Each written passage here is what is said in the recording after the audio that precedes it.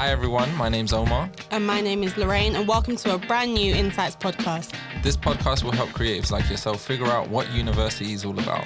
We'll be chatting about all things from picking the correct degree for you, utilising that 27 grand and finding that creative confidence.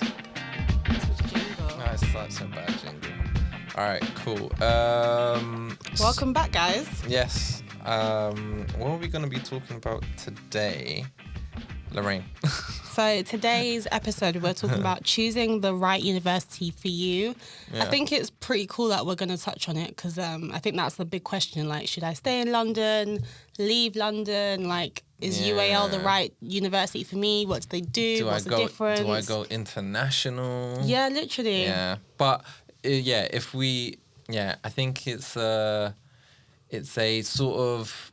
It's a dilemma for most students because there's so many options out there. Yeah. And sometimes some courses repeat themselves. Like if it's illustration or filmmaking, it's like, which one do I do? You know, I think... It's overwhelming. It is overwhelming. But there's also sometimes some universities hold clout or a sort of prestigious sort of Yeah, I hear you. You know what I'm saying? I can't really finish. Would you say that is one of the reasons why you chose to study at UAL? Yeah, basically. So when I was in secondary, my teachers really pushed the UAL. Secondary? In really? Secondary. They were like, so we have this student that's in Chelsea Art College.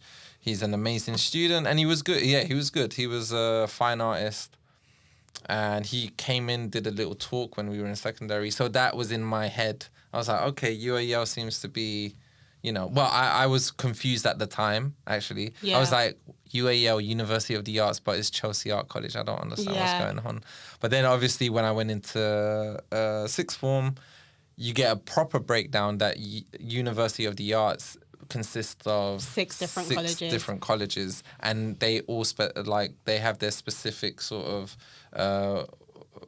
courses and way of teaching, and the campus is a bit different. They're all located all across London. So yeah, but I always had it because I studied art and I loved art. I homed in on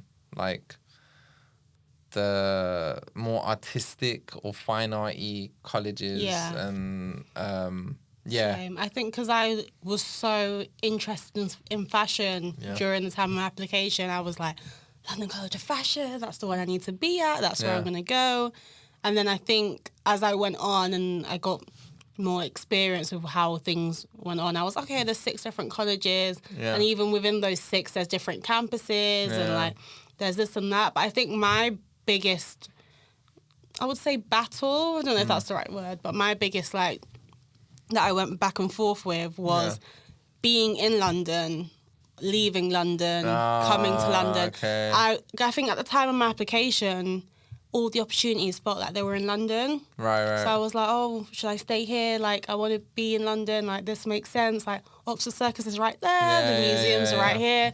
And I think it's a lot of students struggle with because sometimes it's not ideal because you can't necessarily afford it. Mm-hmm. It's not the right time and place, etc., etc. Mm-hmm. So I think if you can, London seems like a really good place to be. Yeah. But you know what's really interesting? I think due to what's gone on in the past year and a half and the pandemic, a lot of courses and access has changed in a way. So you don't necessarily need to be in this big city. You can gain as much experience and knowledge online or even within your own hometowns. Yeah. But I think it's also good to have that and just know that, okay, you can also do UAL short courses. You can do that online. Yeah. But when I was picking my university, I feel like it was already picked for me because the courses are broken up into the colleges.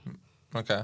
Yeah, so it's fashion is mainly, all the fashion marketing courses are at LCF, which is London College of Fashion. And then you've got your fine art courses, which are spread across, is it Camberwell? Camberwell, Central St. Martin, those are the... Yeah, and then you've got your Chelsea, graphic courses well. and primarily photography-based courses at London College of Communication, which is LCC. Yeah. So I guess in that instance, it's already, your college is already picked for you, but you all attend UAL, which is pretty cool. Yeah. So so for me, it was just honing down on my interest. There was so many courses. Really? So many. Did you look at Central St. Martin's when you were applying for? Yeah, that's the one. I really wanted to go to Central St. Martin's, but more for the building. It looked nice. It looked nice. It does. It looked nice, but sometimes it's not building. about the building. It's actually about what the college and the facilities can offer for you. Yeah. So I guess I took all of that into account when I was thinking about it. But do you know what? UAL do a really cool thing where like you're allowed to hop and bounce across campuses. Yeah. So you can still access what you think you may not be able to access. Yeah. So I think a lot of students are like, oh, but like I'm at LCF, I'll never be able to go to CSM. But yes, you can. Like your what do you call it? ID card. Your ID card lets Because you into the... Yeah, it's part of the whole university. So of you the can arts. access like all the libraries, all the facilities, as long as you book and communicate it. So I think that took a weight off my shoulders because I was thinking, oh my God, like, I'll never be able to do whatever. So you were bouncing around. I was bouncing around. Yeah, I was doing the same thing. I was doing the same thing. I was going to, so I'll be in LCC. I'll be living in the print room. And then I'll go to the library, but then sometimes I'm like, this library's gonna close. Yeah. Then Central St. Martin at the time, they open later. Yeah. They have a 24-hour library. They still do it. So I was like, or at least till 10 o'clock. Well, I'm going there. I'm just gonna live in this library and just do my thesis or whatever the hell I was doing, studying.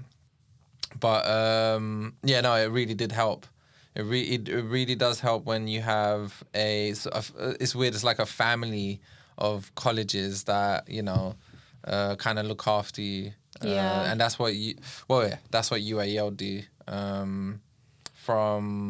So the six, what are the six colleges? It's Central St. Martin, it's Camberwell College, Wimbledon as well, London College of Fashion, LCC and Chelsea. Yeah, and LCC is London College of Communication. Yeah. Yeah. I think also what I was like deciding between, because I think it's not even just about the university, it's also about the course. And there's so many, sometimes you'll have fashion photography at LCF, but then you've got photography at LCC, and it's like, what's the difference? Which one do I go to? And I remember when I was applying, I applied for creative direction. Yeah.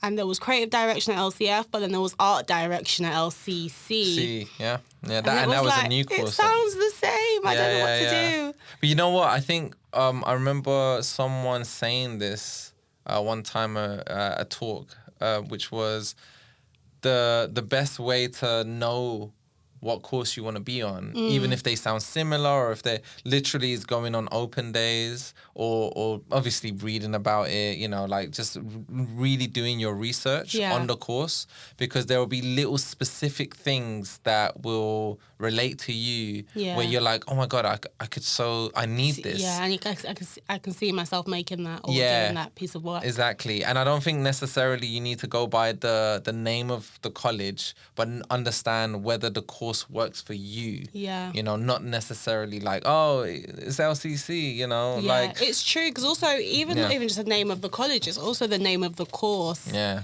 I know there's I feel like when you get to university level, there's different ways of wording things that makes it seem as if that is the particular job or particular work you're going to get out of it. I remember one of the students messaged me on UniBuddy, and they were like, oh, I want to do creative direction. Like, is that how Virgil became Virgil Abloh? I was like, we don't sew on this course. So it's really important to just make sure that you're not just reading the course overview. But I remember I was reaching out to students that were already on the course before I applied. And I was like, what do you actually do? Like, what did you make, in first year, second year, third year? Because I think it is about what you overall do in the course, not just as what it describes. That's a really good point, actually, because when I was applying for uni, I didn't speak to no students. I didn't do nothing like that. I was this guy who would just not blindly follow, but I would, the only thing I did do was go to open days. Okay. And I would talk to the teachers. I wouldn't necessarily speak to the students, but because back then I didn't exactly know how. Yeah. I was didn't know what questions to ask. Yeah, and I was a bit shy maybe and a little bit intimidated, but I realized now, I guess I was lucky I found a really good course, but I would have benefited more so as well if I spoke to current students or even postgraduates that had been through it or are going through it. Yeah. And then just getting just a tiny bit of advice, would have been like, it would have been helpful. But I did go on the open days and that helped a lot because I would see what the course offered, how it would make me kind of grow in terms of my skill and education level. So if you were to go back and be like young Omar, what questions do you think you could have benefited from getting an answer from? Okay, like, so if I asked, so if I was talking to a student. Yeah. So that's a good question. Like I would say, I guess I would be like, what made you go into the course? Okay, yeah. How did you find the course? What made you decide to do this? I think I would kind of ask the question that I want to. What you want to know. Because it is true. I think I was the same as you. I didn't, I wanted to speak to students, but I didn't know what to say to them. Yeah. So I think I always reverted back to, but what do you do? What does that mean? Yeah. How many days a week do you go in? And honestly, no question is stupid. No question is stupid. Like, this is your degree. Yeah, like, you want to know everything. And there's going to be students that will be really helpful. So again, if the question is how do I know this college is good for me? Mm-hmm. It's the same. You could ask the same thing to those current students. How did you know this was the right course for you? And they might give a really honest question. No, sorry, a really honest answer. Yeah, because they're doing it. They're doing it. So they might say, this isn't the right course for me because of X, Y, and Z. But that answer that you get might be like, oh, but that's what I want. Yeah. That's something that you don't want, but that's what I want. Yeah. And I'm like, gives you more clarity. It gives you more clarity on where you're going. Also, obviously, like other, really like typical questions like, what does the course offer? Are you enjoying the course? How are the teachers? Or like, do they help? Are they good? Contact time. I didn't understand what contact time meant, until I think someone said to me, like, oh, like how, because obviously there is a big jump depending on where you're coming from, but usually a lot of students are coming from college, and there is a big jump from having the teachers available all the time it's part of your schedule and you don't think anything of it because it's part of your timetable to being at uni and you're sharing one person with 30 students and you see them for 2 hours. Yeah. And you're thinking, okay, can I message you again? Like, can I email you? So it is good to just understand, like, who are your course leaders? Where are you actually going to college? Like, is it near your accommodation? What's it near? What's it not near? Like, how can you access this person? What job can I get with it? When do I start looking for internships? Did you look for internships? Where did you go, etc.? So I think it's good to go into these open days or emails, just asking loads of questions. Or even on top of that, real quickly, even doing the insights or outreach programs like that. The outreach offer, so the insights programs, they're really helpful because one, they're free. And two, we love free things. Free things are the best. And two, you get to experience a very brief moment of what university is like. You get to interact with other students, but also you get to interact with the current tutors, that are teaching BA or even MA level courses. And you can ask them, look, this is what I want to do. This is where I want to go. Or maybe you could be like, I'm a bit lost. I don't know what I'm doing. I know I'm good at this and I know I'm good at that. What would you suggest? Because I want to study. I want to get a degree, but I don't know where my direction is. And these, the outreach team, one can help. and also the teachers, they can help too. They can give some form of guidance. They could even suggest maybe, doing a foundation course or, wherever. And they might not even sell that current university. They might be like, well, maybe you need to go international. Yeah. Maybe you need to go outside of London or whatever. But it's a good idea to always communicate with teachers or the students that are currently, that you're currently interested in. Yeah, absolutely. So if you have any more questions or you don't necessarily know the direction you want to go in yet, definitely check out the outreach programs because we found them very beneficial. Yeah.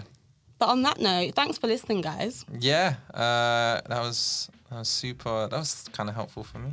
Yeah. Yeah, kind of going back. Yeah. You built some confidence there. Yeah, built some new confidence. But if you have any more questions, feel free to drop us a DM on Instagram at UAL_insights. Cool. Bye. Bye. Thanks for listening. If you got any questions, drop us a DM on Instagram at UAL_insights. Don't forget to check out the Insights website and resources in the links below. See ya.